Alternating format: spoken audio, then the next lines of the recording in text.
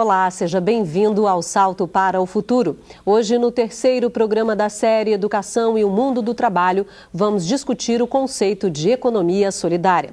Convidamos para este encontro a diretora do Instituto Lumiar, Helena Singer, o presidente do Vereda, Centro de Estudos em Educação, José Carlos Barreto, e a professora da USP, Silvia Lezer de Mello.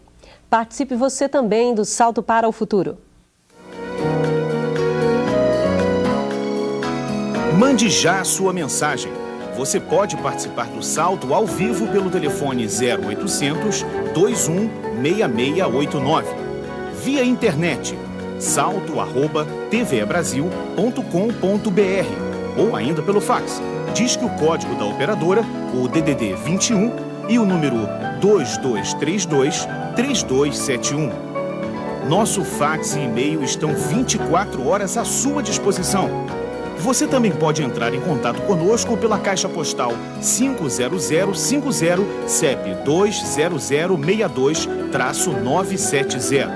Envie suas perguntas, relate suas experiências. Participe! Bom, primeiro, eu quero agradecer a presença de vocês no Salto para o Futuro de hoje. Começar pela Helena Singer, que é socióloga, diretora do Instituto Lumiar, que é um centro de pesquisa e formação voltado para a educação democrática. Já que estamos falando de economia solidária e escola, como é que a economia solidária faz parte da escola e qual é o papel da escola também no desenvolvimento da economia solidária? Eu também queria começar agradecendo a oportunidade de estar participando desse programa. A economia solidária, ela entra na escola nos 3 pilares básicos da escola. Primeiro, na gestão. Então, a gestão da escola, para ser solidária, tem que ser uma gestão solidária, e com isso eu quero dizer democrática, sobretudo. Ou seja, as decisões têm que ser tomadas pela maioria das pessoas, em assembleias, pelo sistema que a Assembleia decidir que seja o mais adequado. E ela deve ser feita a partir de comissões, onde as pessoas se engajem e se proponham a participar por interesse que fazer a escola dar certo.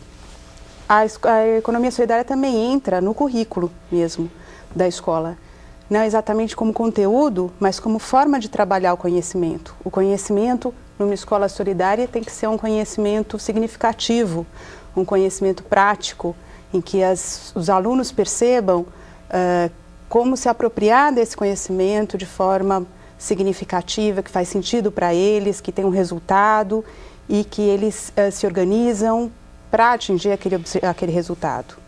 E, finalmente, a economia solidária, ela entra na relação professor-aluno, que é um dos pilares mais importantes da escola. Então, a solidariedade é a forma das pessoas se relacionarem numa instância, numa instituição solidária, entre os alunos e os professores com o aluno. Tem que qualquer a relação autoritária tem que estar totalmente fora de uma instituição solidária. Todas as relações devem ser solidárias. Tá certo. José Carlos Barreto, cientista social, como eu disse na abertura do programa, presidente do Vereda, que é um centro de estudos em educação, e o senhor trabalha na formação de professores e educadores de grupos e movimentos populares. Então, qual é a contribuição da EJA, da Educação de Jovens e Adultos, para a economia solidária e também da economia solidária para a educação de jovens e adultos? Eu diria que a contribuição maior é da EJA, da economia solidária para a EJA, à medida em que ela, estando em construção, desafia a educação também a se construir para responder a esse desafio. E ajuda a educação a se libertar de alguns tabus seculares do processo educativo, né? A educação deixa de ter função de demonstração de classe social para se comprometer com a ação própria das pessoas que estão estudando. Mas vencer esses tabus não é uma tarefa fácil e só será possível se a economia solidária ajudar esse processo de construção educativa. O primeiro paradigma a ser modificado, que eu sinto, é o paradigma de assumir a educação como algo de classe, como algo que tem a ver com a condição social de quem está se educando. o tabu de que a educação é universal e para todos da mesma forma se desmonta quando se lembra que a educação solidária é um produto que está sendo construído pelos mais pobres, portanto com interesses, com concepções, com necessidades que são dos mais pobres. Isso é uma novidade, porque normalmente a nossa tradição constrói uma educação, ou tem construído uma educação para os mais ricos. Ela precisa voltar-se para a educação dos mais pobres. Por outro lado, a educação pode ajudar na construção de atitudes e na construção de conteúdos que sejam significativos para quem tem a tarefa de sobreviver num mundo como hoje e numa situação de extrema dificuldade.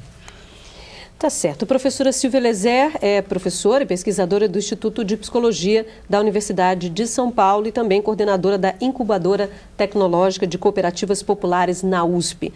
Então, a partir do conceito de economia solidária, o que a universidade tem a ver com essa história? Como é que a economia solidária entra para a universidade? Já que falamos dessa entrada na escola, como é a entrada, então, na universidade?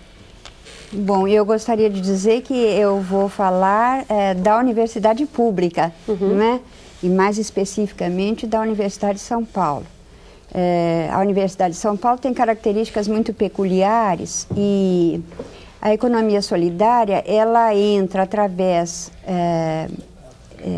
dos professores, não é? Que se dispõem a trabalhar esses conceitos de igualdade, de democracia, de autogestão, né, de solidariedade, e entra também, e aí de uma forma bastante peculiar, através da incubadora. Né? A incubadora da Universidade de São Paulo, eu estou levando em conta tudo que o Barreto falou, não é? Os nossos alunos são alunos, em geral, pelo menos de classes médias, né? E nós conseguimos criar um grupo interdisciplinar, alunos que vêm de várias áreas da universidade, todos eles trabalhando junto a grupos populares que querem obter de alguma maneira alguma renda. E a economia solidária, ela gera essa relação de solidariedade entre os alunos da Universidade de São Paulo, os professores e os grupos populares. Né? A incubadora é em si mesma autogestionária, os alunos é que organizam e dirigem praticamente a incubadora, e esse contato com os grupos populares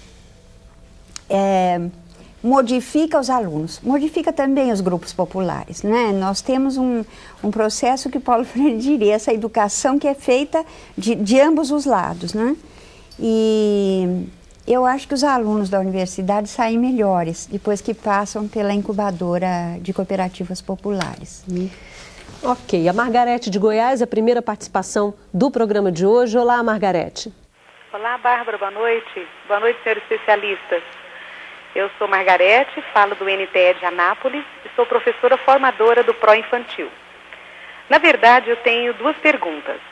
A primeira é a seguinte: se a competição também seria uma forma de apropriar-se do conhecimento.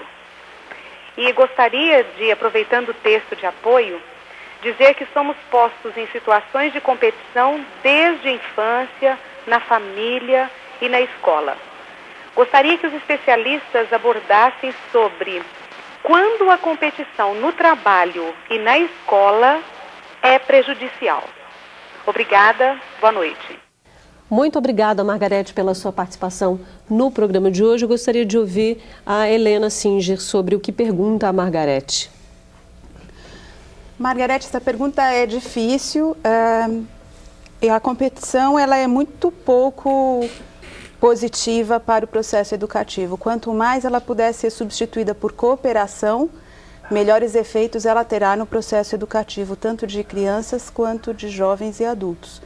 Apenas em casos muito específicos, que são momentos de extravasar alguma agressividade, a competitividade pode ter alguma utilidade, como campeonatos e coisas assim. E ainda assim, com crianças muito pequenas, eu não sequer recomendaria nem nesses momentos, né? Eu acho que a competitividade, como você mesmo disse, ela está em todas as esferas do mundo hoje em dia, e se a gente quer transformar o mundo, a gente tem que começar transformando exatamente a educação, a escola, a forma como a gente cria as crianças, e o passo inicial é substituir a competição pela cooperação e pela solidariedade. Ok, a Sara do Rio de Janeiro vai participar agora. Oi, Sara. Boa noite. Sou a cursista Sara Rodrigues dos Santos, do Instituto de Educação Professor Moisés Henrique dos Santos. Falo do Teleposto CEPAC, São João de Meriti, com a orientadora Nazaré, e gostaríamos de saber, nas relações sociais de produção, que contribuições significativas para o país surgem com a economia solidária e quais são os benefícios trazidos no desenvolvimento do país. Obrigado.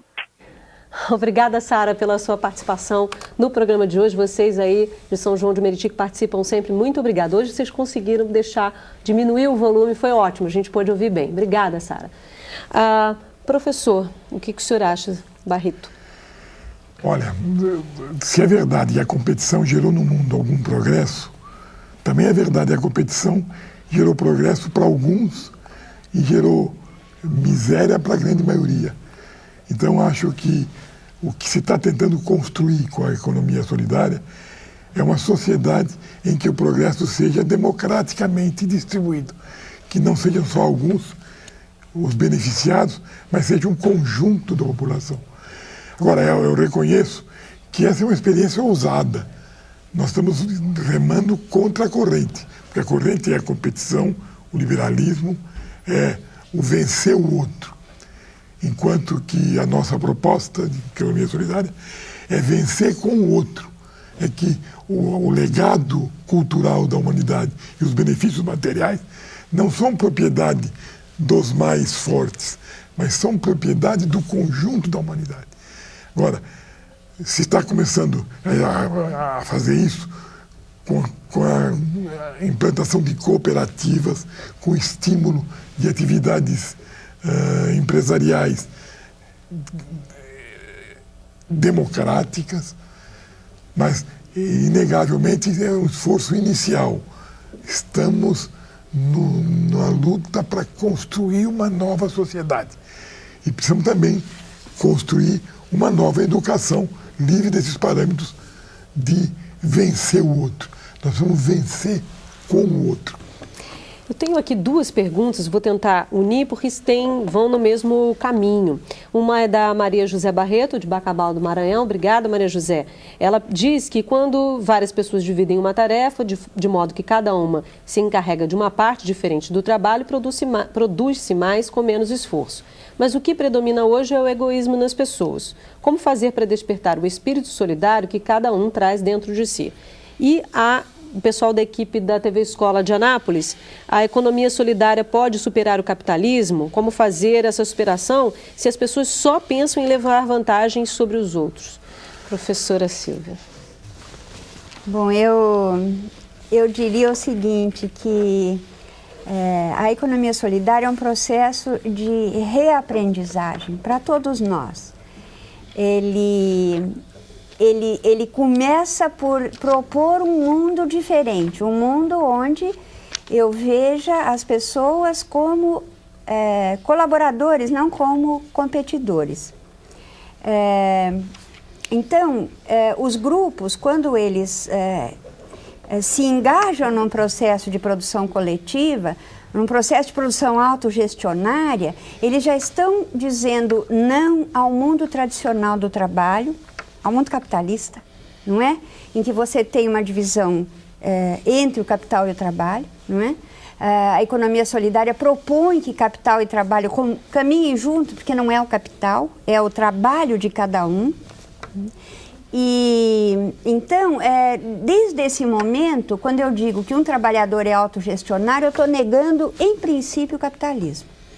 Eu estou dizendo que o trabalhador vai decidir, junto com os outros, os rumos da sua produção, né? Os rumos daquilo que sobra, aquilo que é recebido por cada um, né? E eu estou dizendo mais ainda, ele é capaz de não só gerir o seu trabalho, como gerir a sua vida. O que dentro do capitalismo é quase impensável, não é? Há a possibilidade de também ter uma relação com esse capital? Porque muitas vezes um empreendimento precisa, eu já fiz essa pergunta aqui, mas vou repetir nessa série, precisa ter relações com o capital, às vezes por empréstimo para poder dar conta, né, desse empreendimento, iniciar esse empreendimento e muitas vezes vender o que se produz também para esse capital. Essa relação é possível? Ela tem que ser possível, nós estamos dentro do mundo capitalista, não é? Então você vai ter esse tipo de relação, não tem como escapar dela. Só que nós não chamamos isso de capital, não é? O capital é algo que precisa ser remunerado. Nós não chamamos isso de capital. Nós chamamos de propriedade coletiva dos meios de produção. É diferente, não é? E quando é um empréstimo para uma cooperativa, são todos os trabalhadores da cooperativa que recebem aquele empréstimo. Até isso é uma das coisas muito bonitas, por exemplo, dentro da economia solidária. Porque uma cooperativa dificilmente recebe empréstimos. Bancos não emprestam para cooperativas, sobretudo pequenos produtores, né? Então, são individualmente pessoas que recebem e trabalham. Eles fizeram isso em Catende. Cada trabalhador de Catende, que é um grande empreendimento de economia solidária, recebeu um empréstimo. Onde é esse empreendimento? Pernambuco. Pernambuco. E aí, todos aqueles 2.000 trabalhadores de Catende conseguiram mover a usina a partir de um empréstimo que cada um deles obteve. Veja que coisa interessante, não é? Quando o capitalista recebe o empréstimo, esse empréstimo tem que ser remunerado para gerar lucro. O empréstimo na cooperativa, na economia solidária, ele vai gerar renda ou retirada para aqueles trabalhadores envolvidos diretamente na produção. Ou a movimentação do próprio empreendimento que juntos conseguiram organizar. É isso, né? A Gisele Gabardo, ela é do SESC de Chapecó, em Santa Catarina. Ela diz que o texto diz o seguinte: a economia solidária pode ser pensada como um modo de produção ideado para superar o capitalismo. Ela pergunta, diante dessa afirmação, eles gostariam de saber de que forma eles conseguiriam, né, o país consegue fazer essa mudança e numa esfera também não só de país como de mundo. Helena. Olha, a mudança tem que começar onde está mais próximo, onde é possível a gente mudar, ou seja, a gente mudar a própria vida da gente, a gente mudar a comunidade em que a gente mora, o lugar onde a gente trabalha, a escola onde a gente estuda, enfim. E existem duas concepções em relação à mudança. Uma que vem de cima para baixo, a partir de um movimento, de uma revolução, de uma tomada de poder, na qual eu não acredito, e uma segunda forma que é mais compatível com a proposta da economia solidária, é realmente a mudança começar pelas pessoas, a partir das suas organizações próprias, primeiro com a própria vizinhança, depois se organizando junto com as instituições que dão apoio. Se for o caso de formar cooperativas, existem instituições que apoiam, mas a mudança vem de baixo para cima. Ok, depois do intervalo vamos discutir como o conceito de economia solidária tem se desenvolvido nos últimos tempos. A gente volta já.